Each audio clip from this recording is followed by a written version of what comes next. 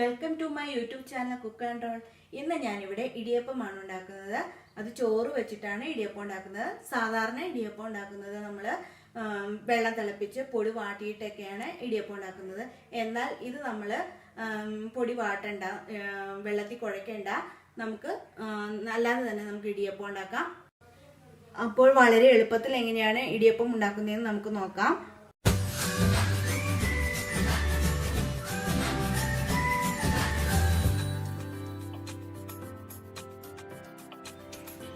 ഇതിനായി ഞാനിവിടെ 2 കപ്പ് കുത്തരിയുടെ ചോറാണ് എടുത്തിരിക്കുന്നത്. വെള്ളരിയുടെ ചോറ് വേണമെങ്കിൽ എടുക്കാം. വെള്ളരിയുടെ ചോറ് എടുക്കുകയാണെങ്കിൽ നമ്മുടെ ഇടിയപ്പം നല്ലോണം വെളുത്തിരിക്കും. പിന്നെ 1 കപ്പ് അരിപ്പൊടിയാണ് എടുത്തിരിക്കുന്നത്. ഇത് നമ്മൾ ഇടിയപ്പം അതുപോലെ പത്തിരിയൊക്കെ ഉണ്ടാക്കാനായിട്ട് ഉപയോഗിക്കുന്ന പൊടിയാണിത്.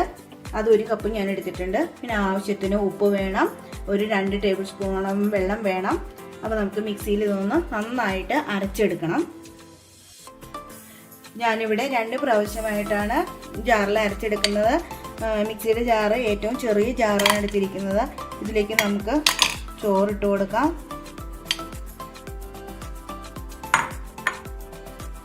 ആവശ്യത്തിന് ഉപ്പ് നമുക്ക് ഇതിൻ്റെ ഒപ്പം ചേർത്ത് കൊടുക്കാം. ഒരു 2 ടേബിൾ സ്പൂണോളം വെള്ളം ഒഴിച്ചു കൊടുക്കാം. ഒരുപാട് വെള്ളം ഒഴിച്ച് അരക്കരുത്. കുറേശ്ശെ വെള്ളം ഒഴിച്ച് വേണം അരയ്ക്കാനായിട്ട്.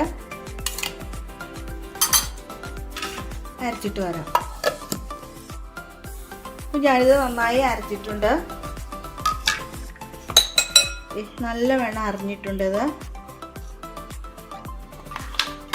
അപ്പോൾ ഒരു 2 ടേബിൾ സ്പൂൺ ഉള്ളത് ചിലപ്പോൾ 3 ടേബിൾ സ്പൂണൊക്കെ ആവും. അത് നമ്മുടെ ചോറിൻ്റെ ഒട്ടലനുസരിച്ചിട്ടായിരിക്കും വെള്ളം ചേർത്ത് കൊടുക്കേണ്ടത്. ചിലപ്പോൾ 1.5 ടേബിൾ സ്പൂൺ വെള്ളമൊക്കെ മതിയായിരിക്കും. വെള്ളരിയൊക്കെ ആകുമ്പോൾ ഇത് കുത്തിരി ആയതുകൊണ്ടായിരിക്കും 3 ടേബിൾ സ്പൂൺ വെള്ളം ഞാനിപ്പോൾ ചേർത്തിട്ടുണ്ട്. അപ്പോൾ ഇതുപോലെ തന്നെ ഞാൻ ഈ ചോറും കൂടെ അരച്ചിട്ട് വരാം. അപ്പോൾ നമ്മൾ ചോറെല്ലാം അരച്ചെടുത്തിട്ടുണ്ട്.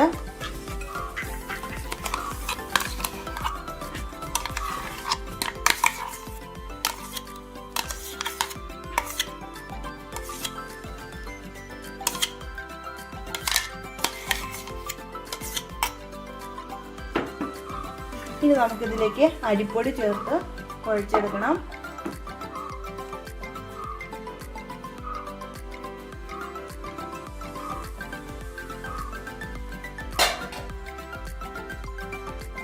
ഇതിലേക്ക് നമ്മൾ ഉപ്പ് ചേർത്തിട്ടാണ് നമ്മൾ ചോറ് അരച്ചെടുത്തത്.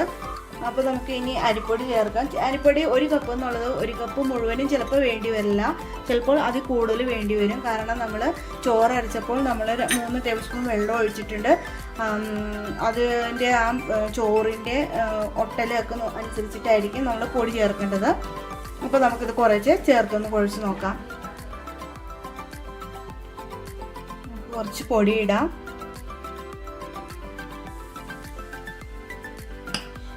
നമുക്ക് കയ്യിൽ ഒട്ടിപ്പിടിക്കാതിരിക്കാൻ കുറച്ച് വെളിച്ചെണ്ണ കയ്യിലൊന്ന് ഒഴിച്ചു കൊടുക്കാം. കുഴച്ചെടുക്കാം.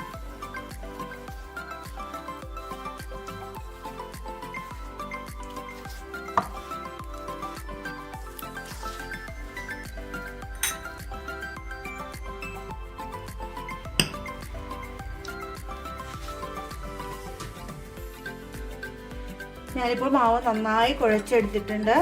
കുറച്ച് നേരം എടുത്ത് വേണം അത് കുഴച്ചെടുക്കാൻ. നമ്മൾ എന്തോരം കുഴക്കുന്നോ അത്രയും സോഫ്റ്റ് ആയിട്ട് കിട്ടും നമ്മുടെ ഇടിയപ്പം. അപ്പം ഇത് നന്നായി കുഴച്ചെടുത്തിട്ടുണ്ട്. ഇനി നമുക്ക് ഇടിയപ്പത്തിൻ്റെ അച്ചിലേക്ക് ഇത് ഇടാം.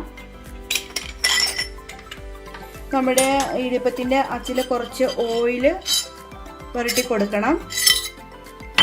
അത് മാവ് ഒട്ടിപ്പിടിക്കാതിരിക്കാൻ വേണ്ടിയിട്ടാണ് നമ്മൾ ഓയിൽ പുരട്ടി കൊടുക്കുന്നത്.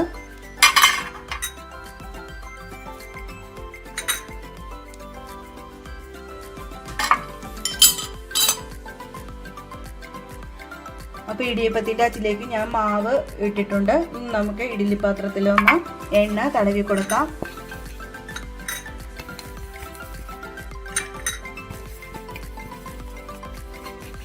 ഇതിലേക്ക് നമുക്ക് കുറച്ച് തേങ്ങ ചിരണ്ടിയത് ഇടാം.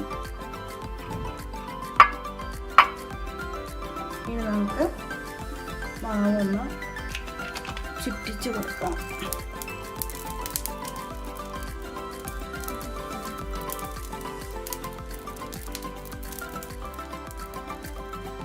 ഞാനിപ്പോൾ ഇഡ്ഡലി പാത്രത്തിലെ 2 തട്ടിലായിട്ട് പീച്ചെടുത്ത് വെച്ചിട്ടുണ്ട് മാവ്. ഇനി നമുക്ക് ഇഡ്ഡലി പാത്രത്തിൽ വെള്ളം വച്ചിട്ടുണ്ട്. അത് ചൂടായി കഴിയുമ്പോൾ നമുക്കത് ആവിയിൽ വെച്ച് വേവിക്കാം. ഞാനിത് കുഴച്ചപ്പോൾ 1 കപ്പ് മുഴുവനും ഞാൻ പൊടി എടുത്തില്ലായിരുന്നു, അതിൻ്റെ ആവശ്യം വന്നില്ല. അപ്പോൾ നിങ്ങളതനുസരിച്ച് കുഴയ്ക്കുമ്പോൾ അതനുസരിച്ച് ചേർക്കണം. അപ്പോൾ ഞാനിതൊന്ന് വേവിച്ചെടുക്കാം. നമ്മൾ ഇടിയപ്പം വേവിക്കാൻ വെച്ചിട്ട് 10 മിനിറ്റ് ആയിട്ടുണ്ട്. നമുക്കിത് വെന്തോന്ന് നോക്കാം.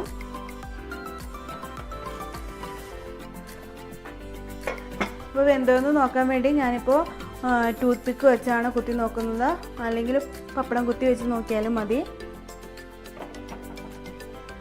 ഇപ്പോൾ നമ്മുടെ ഇടിയപ്പം വെന്തിട്ടുണ്ട്.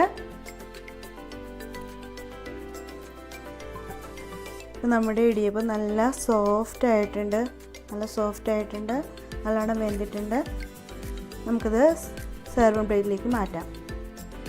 ഞാനിത് കടലക്കറിയുടെ കൂടിയാണ് സെർവ് ചെയ്യുന്നത്. ഇത് നല്ല സോഫ്റ്റ് ആയിട്ടുള്ള ഇടിയപ്പമാണ്. വളരെ പെട്ടെന്ന് തന്നെ നമുക്കിത് തയ്യാറാക്കാൻ പറ്റും. അപ്പോൾ നിങ്ങളെല്ലാവരും ഇതൊന്ന് ട്രൈ ചെയ്ത് നോക്കുക. കൂടാതെ കമൻറ്റ് ബോക്സിൽ അഭിപ്രായങ്ങൾ അറിയിക്കണം. നിങ്ങൾക്ക് ഈ വീഡിയോ ഇഷ്ടമായി ലൈക്ക് ചെയ്യുക, ഷെയർ ചെയ്യുക, സബ്സ്ക്രൈബ് ചെയ്യുക. കൂടാതെ തൊട്ടടുത്തുള്ള ബെൽ ഐക്കൺ കൂടി അമർത്തിയാൽ ഞാനിടുന്ന വീഡിയോസ് എല്ലാം നിങ്ങൾക്ക് നോട്ടിഫിക്കേഷനായി ലഭിക്കുന്നതായിരിക്കും. Thank you.